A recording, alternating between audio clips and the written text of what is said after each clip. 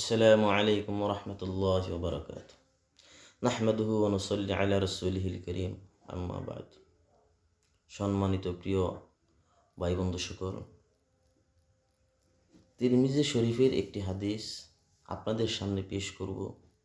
যদি হাদিসটা আপনাদেরকে ভালো লাগে তো এই পেজটাকে ফলো করবেন এবং শেয়ার করিয়া সমস্ত ইসলাম দরদি ভাই বোনকে দেখার সুযোগ করিয়া দিবেন।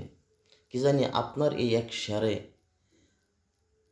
কারোবার না কারোবার জিন্দেগি বদলে যেতে পারে। তো ভাই মোহতরম দোস্ত বুজুর্গ, শেয়ার করবেন, শেয়ার করে সবাইকে দেখার সুযোগ করিয়া দিবেন।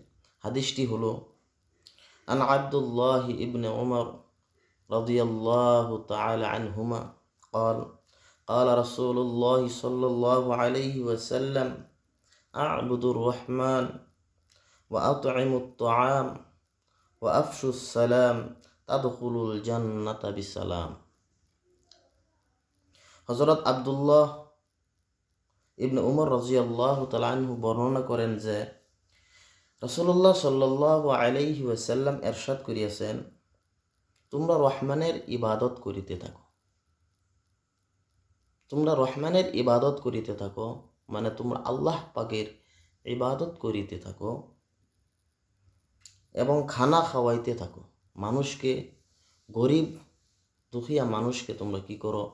খানা খাওয়াইতে থাকো এবং সালামের প্রসার করিতে থাকো।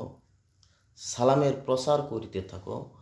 তোমরা পরিচয় হোক বা অপরিচিত হোক, তোমরা যাকেই দেখো সম্মান সহকারে তোমরা তাদেরকে কি করো? সালাম পেশ করো। এই সমস্ত আমলের কারণে একদিন তোমরা নিরাপদে জান্নাতে দাখিল হইয়া যাইবে। তোমরা নিরাপদে কি করবে? এই আমলগুলির জন্য একদিন তোমরা বিনা হিসাবে কি করবে? তোমরা জান্নাতে দাখিল হইয়া যাইবে। তো ভাই, বহুত বড় এই আমল, যে আমলে নাকি আমাদেরকে আপনাদেরকে কি করব? জান্নাতে দাখিল করিয়া দিব। ভাই, এই আমলগুলো করার সবেরই প্রয়োজন, সবেরই দরকার। আমরা যাতে সবাই এই আমলগুলি করতে পারি আর অপর ভাইকেও আমরা এই সুযোগ দিয়া দেখতে পারি যাতে অপর ভাইও এই আমল করতে পারে। তো এই পেজটা আপনারা ফলো করবেন, শেয়ার করবেন যাতে অপর ভাইও এই হাদিসটি শুনতে পারে। খোদা হাফিজ।